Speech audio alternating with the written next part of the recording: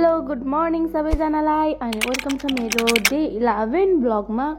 So आज चाहिँ बिहान बिहान कस्तो जाडो बढिरहेको छ कि अनि झन् गर्मी महिना आउला भन्दा त झन् जाडो जाडो हुँदै गएको जस्तो लागिरहेको मलाई चाहिँ। अनि एकछिन चाहिँ बसेपछि हाम्रो चाहिँ गाडी ढिलो आएको थियो अनि 5-10 मिनट ढिलो भए पनि म त जाडोले मरिहाल्छु त्यही। अनि त्यसपछि गाडी छिटो आएपछि म चढेँ गाडीभित्र अनि विदाउट वेट। अनि त्यसपछि म कलेज पुगिसकेपछि हाम्रो चाहिँ क्लास स्टार्ट भएको थियो अनि यहाँ चाहिँ सरले प्रोजेक्टरमा पढाइराख्नु भएको थियो कसरी के कस्तोलाई के भन्छ भनेर।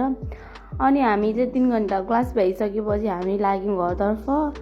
घर जाँदै थियौँ हामी अनि म चाहिँ धम्बुजी आएर अटो कुर्नुपर्छ कि टाइम लाग्छ 3-4 जना मान्छे नभएसम्म लग्दैन कि। अनि यताउता हेर्दै थियौँ मस्त घाम लागिरहेको थियो आज चाहिँ फाइनल्ली घाम लाग्यो भनिरहेको खुसी भएको थिएँ। अनि गाइज मैले चाहिँ आफ्नो प्याकेज पाएँ अनि यहाँ आएर म लगाएँ ल्यासेस अनि यस्तो राम्रो देखिरहेको थियो नि। I love it. अनि त्यो लगाइसकेपछि एकछिन आफूलाई हेरेँ ऐनामा। गाइज यो चाहिँ जार होइन है मै जार भन्नु होला फेरि जार पनि छ नि त तर म खाँदिनँ अल्कोहल।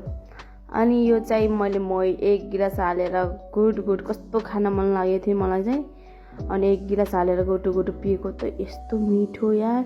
एउटा धेरै खट्टो पनि थिएन अनि बहुत बाक्लो टाइपमा थियो कि अनि मलाई चाहिँ बहुत मन पर्यो। मान्छेहरूले फेरि ल्याइदिइराख्नुहुन्छ क्या केही न केही। हाम्रो घर चाहिँ आज यो भटमास केसको तरकारी रहेछ अनि सिन्की अनि खाइसकेर अनि दिउँसोतिर चाहिँ यो चाउमिन खाएको थियौँ अनि यहाँ चाहिँ लियो हेर्नु डुल्ला बल्ल आज घर। त्यसपछि that's for all today by.